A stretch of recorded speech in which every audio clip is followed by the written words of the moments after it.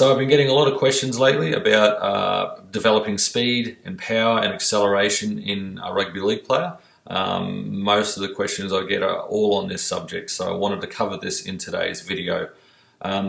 This is how I develop my football players. This is how I do the things that I do to develop their speed and their power and acceleration. It'd be totally different to the way another coach approaches the same subject. So this is a little bit of an insight on how I do it, and hopefully you guys can take something out of it. The first thing that I will look at is general strength. So what is their general strength like? Are they strong? Are they strong for their relative size? Okay, getting a football player stronger should make them faster by default, especially younger junior guys who haven't done much weights training before, whether it's in the gym or whether it's body weight program, doesn't matter. As long as you're improving the general strength of a player, they will, I find, be faster just by default. The older guys who are well advanced into their gym, doesn't necessarily mean making them stronger than what they already are will make them faster. That will come down to mostly mobility issues and getting them stronger in the right plane of motion, but I'll touch on that a little bit later in the video. One of the biggest and most important things, I think, in getting a rugby league player to the level that they need to be at as far as strength, speed, power, all of that shit. That's the power generator. That's the mainframe, your core. Okay, if that's not switched on, if that's not strong, then power transversing from your legs to your upper body, or vice versa, is the message is going to be lost in the middle if you're a marshmallow in the middle, if that makes sense. So general strength is the main pillar that will feed into everything else. Okay, if you aren't generally strong, you will not feed into your more specific rugby league strengthening movements. It will not feed into speed.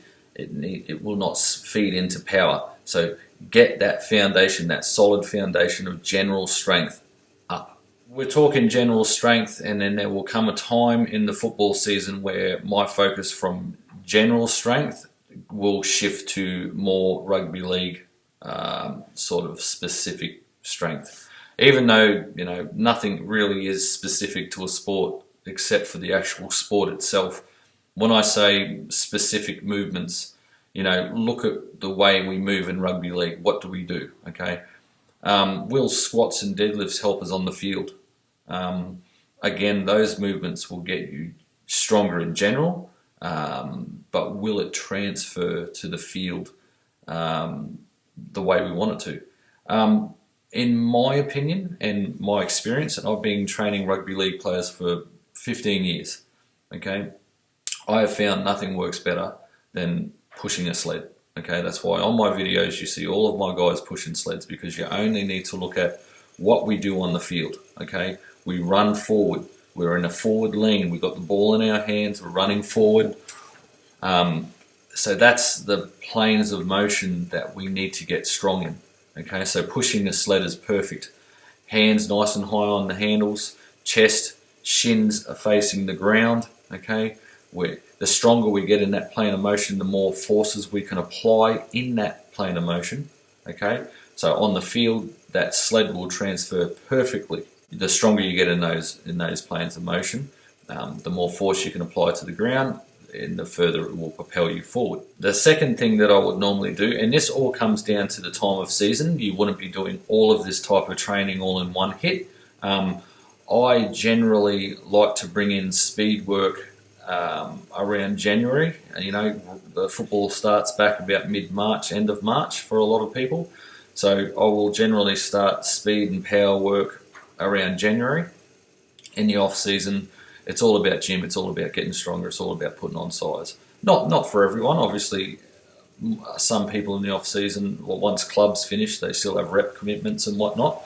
Obviously that would be different for them. Then I will start looking at sprint work, okay? So whether that's unresisted sprint work out on the field, hitting your 10s, 20s, your 30s, Doing all kinds of different positions in the starting positions. So whether it might be static positions like push-up starts, could be moving starts, so like sort of just jogging to the 10 and then sprinting for the rest to the 30 or whatever. Okay, all different types of sprint starts will increase and improve your acceleration. Okay.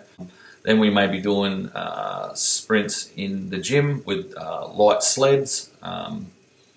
They're really good. I find sprinting with the sled very effective, in combination with obviously heavy sled marches and all those kinds of things. Another great one is hill sprints, guys. If you've got a hill, sprint up that motherfucker, because there is nothing quite like hill sprints, in my opinion. It's just one of the best things that you can do for yourself. Okay, so, and it's free. You don't have to join a gym for that. Okay, so generally using 20 meters sprints up the hill. I find those very effective as well. So a good combination of unresisted sprint work, sprints with sleds.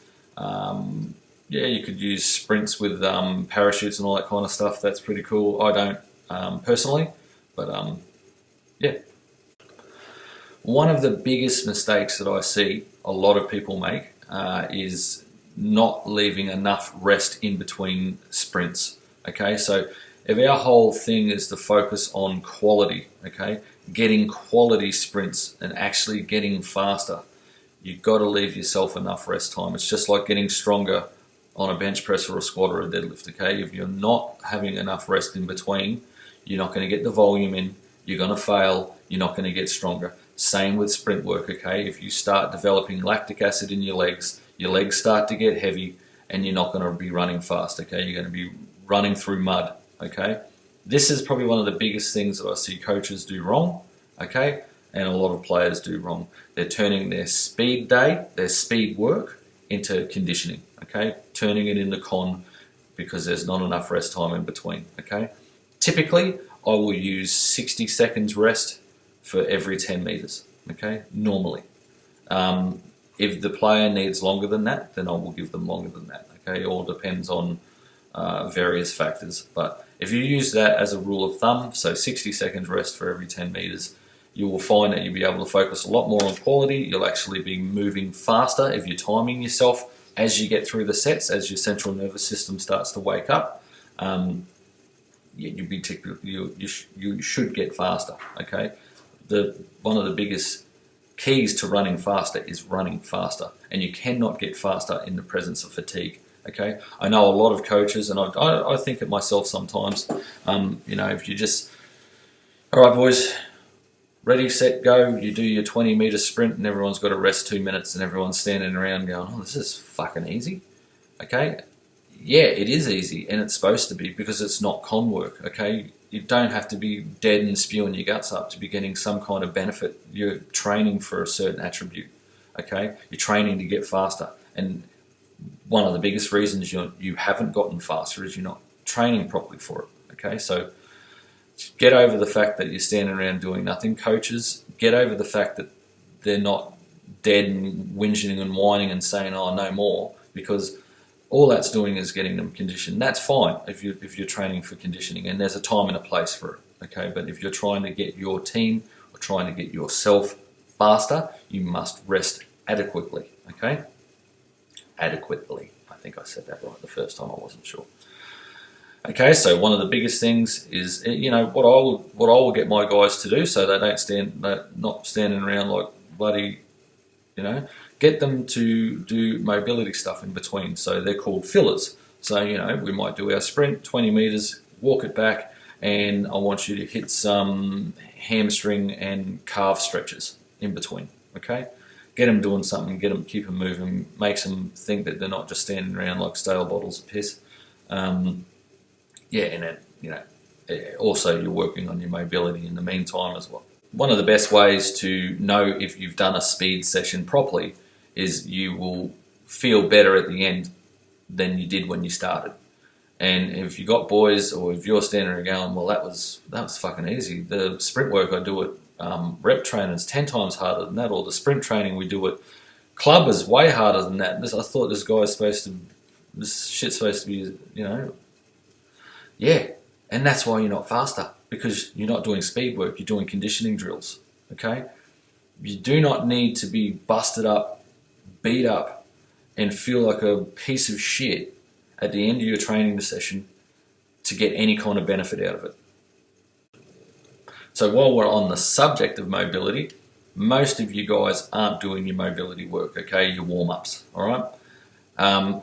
Yes, warm-ups and mobility work is an injury preventative, which is fantastic. I know a lot of you guys don't pay attention to that shit, okay? Yeah, warm-up, yeah, whatever. And I've done this long enough to know exactly how lazy people are with their warm-ups. But what you also need to look at, your mobility exercises and drills are also a way of improving your stride length, okay? So the looser you are through your hips, okay, your hamstrings, your quads, okay, hip flexors, okay, the looser you are, the more open you are, you're going to get a bigger stride length per step. So a lot of older guys who I train, it's not necessarily that they've gotten faster so much, it means that they're more mobile. So they're chewing up more meters per step, which gives them the appearance that they've gotten faster, but they're just chewing up more grass, okay? So mobility is a very, very important thing for you guys. What I do with my guys, if we're short on time, we might do a little bit of a warm-up. I know these days are the days of half-hour warm-ups. Most of us don't have time to do half-hour warm-ups, okay? So, like what I was saying before with the fillers in between the rest times of your sprint work, you will do that. You can do that in between your main sets in the gym. So if you're doing heavy sets of bench and you have to rest whatever 3 to 5 minutes, whatever it may be, complete rest, whatever, do a few mobility exercises in between, like a superset or a giant set. So you've got your bench press, and then you may do some band pull-aparts for 20, and then you may do some dislocates with the power band for 10. Okay, beautiful. There's two shoulder mobility and chest mobility drills in between while you're resting. Hope this video has helped, guys. If you have any more questions about anything, just shoot me a message and I will answer you back.